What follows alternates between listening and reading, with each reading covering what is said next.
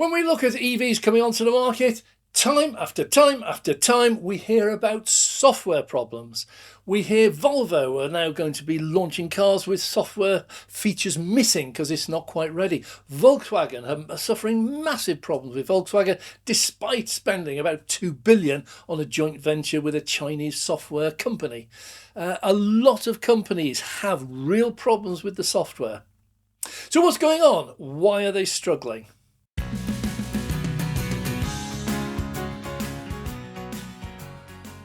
I'm Dave, welcome to Dave Takes It On. So what we're going to look at now is why they're struggling and the different approach and why some companies aren't, some companies are. So if we go back to ICE cars 10 years ago, forget EVs at the time, there wasn't very much around, then you're looking at technology starting to come into it in a big way. So for about 10 years before, well, 30, 40 years before, we're getting things like electronic ignition, we were getting electronic speedos, much better lighting. There was a lot more going on, engine management systems. So technology's been creeping into it, but that was about it. But then about 10 years ago, sat-nav really took off and they were started to be built in. And then with sat-nav came things like Apple CarPlay, Android CarPlay, and everything else. And it started getting much more technical. But the core of the car hadn't changed. This was a bolt-on goodie. So on an ICE car, they would put in a central display, maybe a 6 or 8 inch screen, and that would have the stereo built into it. It would have sat-nav built into it. And that was about it. It wasn't meant to do anything else. It was just an infotainment system. It would be, as I say, sat-nav and entertainment. And so you might have a few goodies in there. But the rest of the car, they ran on separate systems. So you would have an engine management computer that would run the engine. You would have a computer that looked after, say, the windows or maybe the suspension settings or whatever. And these were all individual systems. And a lot of these, because of the way the industry went, were bought in. Ford started the trend with the mass production line, and the original Ford factories actually made virtually everything themselves. They had a steel foundry, iron foundry alongside. They made pretty much everything except for tyres and the glass windscreens. But everything else was made in-house. But over the years, they found out it's much more cheaper to buy stuff in. So you go to your supplier, instead of you having to make brake calipers, you go to 3 or 4 suppliers and you say, want your best price on these, we will promise to buy 1 million. And they would get bids coming in, and gradually over the years the cars became more and more and more and more and more sourced from outside, and so they bought in. But if you look at something like they want to buy a electric window motor, they would buy that in and it would be a kit. So you'd get a motor and it would have switches and everything else on it. And so what they would do when they were designing the car, they would get a wire from the door through to the dashboard, and from the dashboard through to the fuse box. And the switch on the dashboard would operate the motor. It's really simple. The motor might have a processor chip built into it, and that processor chip might control the speed that it goes at. You don't want it going slamming up and cutting someone's fingers off. And also you have a pressure sensor in there, so you don't want it so that it can crush your fingers. So there'd be a pressure sensor in there, and there'd be a stop sensor at the bottom so it wouldn't go down too far and drop into the door. So each of these devices would end up with its own electrical system, its own mechanical system, and often its own little microprocessor. The same with brake lights, the same with pretty much everything you can think of on a car. So when they started dabbling into EVs, Ford was, Jim Farley was famous for saying that he says we've got hundreds of suppliers offering all these bits, and each of those suppliers makes their own component. Often those are subcontracted out to someone else, and often those have proprietary software which control them. To our suppliers, because we could bid them against each other. So Bosch would do the body control module, someone else would do the seat control module, someone else would do the engine control module. Right. And we'd have about 150 of these modules with semiconductors all through the car. The problem is the software are all written by, 150 different companies, and they don't talk to each other. Right. And so even though it says Ford on the front, Yeah. I actually have to go to Bosch to get permission to change their seat control software. Right.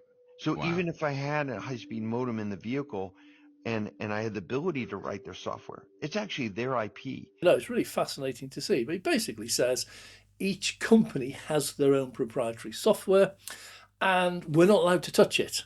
It's theirs. We can't change it. So if we want the window to go at different speed, we can't change it. We have to go back to the manufacturer, the supplier of that component, and say we'd like it to go faster. They have to get in touch with their software writing company, which won't be themselves, and they have to say to them, look, we want to change this, how much will it, etc., etc. So they were finding that they had a load of parts, accessories, essential components of the car, which were all operating independently.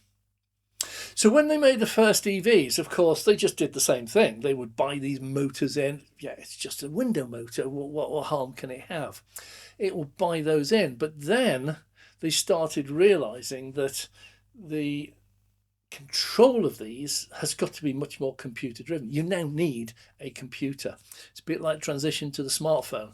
Yeah, you can have a mobile phone, but it doesn't do half the stuff that a smartphone does. It's still a phone, but it's totally based on software. You don't have a mechanical keyboard, anything like that. And they were finding that with the cars, that they needed better control of the cars. And so they were struggling, and they would try and get someone. So they employed software writers into the company, and their job was to write a software program to run a computer that would run the car, that would run all these components, so you could start making changes. And they wouldn't work. They didn't talk to each other. Now, all of them suffered the same problem. This is the software problem everyone's talking about. Now, when you look at someone like BYD or Tesla, they took the absolute opposite approach. Same with NIO, XPeng, Geely, SAIC, all of them. All of them said, these are not ICE cars. These are different. These are software cars. So we need to start with the software and then bolt mechanical bits on that can run off it. So they literally start with a software program. So you have a computer, you have a main display in it, it can be big or small, doesn't matter, but it's got a very powerful computer behind it. It's got memory and everything. So now everything that you design for that car has to plug into that computer. It's the opposite way around than buying in a component which has its own software and you have to try and get that to talk to the computer. In the vertical integration approach, you start with your software and then everything you buy in or make has to work with that software. And so they found that it was actually really efficient if they do that, because it doesn't matter what you add to a car. When you're going to a supplier or when you're making it, you just said, oh, by the way, it must talk to our computer. That's it. That was the spec. It was built in. Don't care what window motor you use. Doesn't really matter. But the software it runs on must be controlled by our central computer.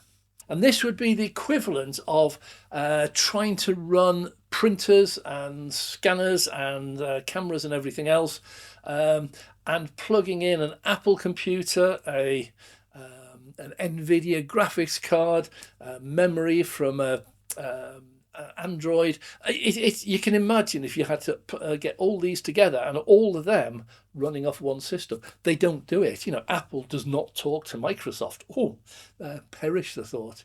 So these all had their own proprietary systems. And that's why today, when you look at something like an Apple iPhone, that starts from the software. The software is the key, and then you just put a screen on it, memory in it, or whatever is needed. But it's the software that actually makes that phone important.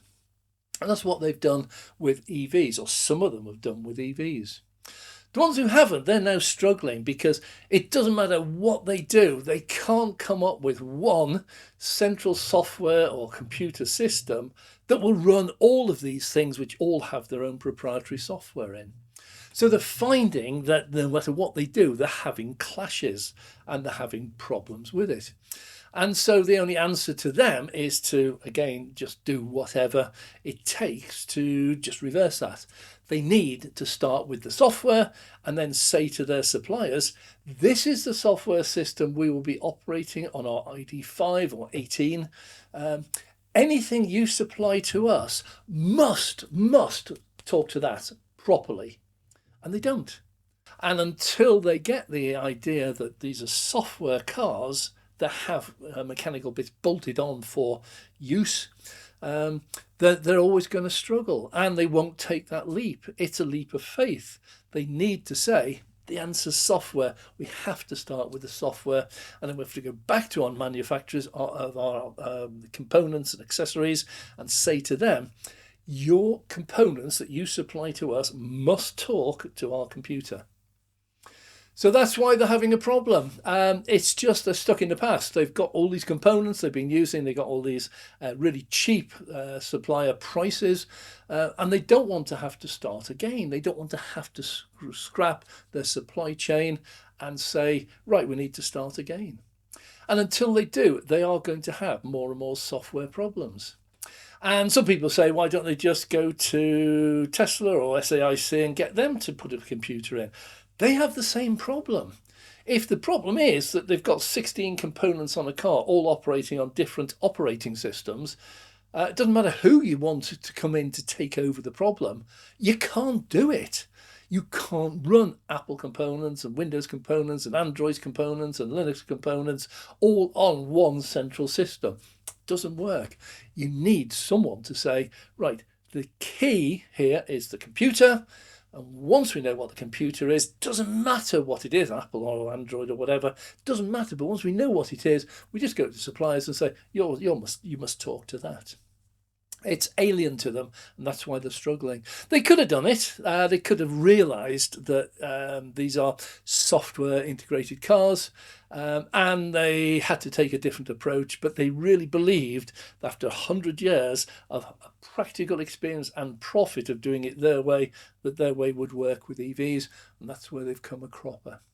Some of these are not going to be able to solve the problems. So it doesn't matter what Volkswagen or Ford or whoever it is does, they're always going to have these conflicts coming up. And there's no easy answer. You can't go to someone like a Chinese software company or a Tesla or a BYD or SAIC and say, we want a system to do it, because they can't do it. You have to start with the core software program, the system, the operating system, and then get everything to work with that. Welcome your comments down below if I've missed anything out or got anything wrong. But if you've liked this video, please click the like button. If you'd like to see more, please subscribe. Thanks very much. I'm Dave.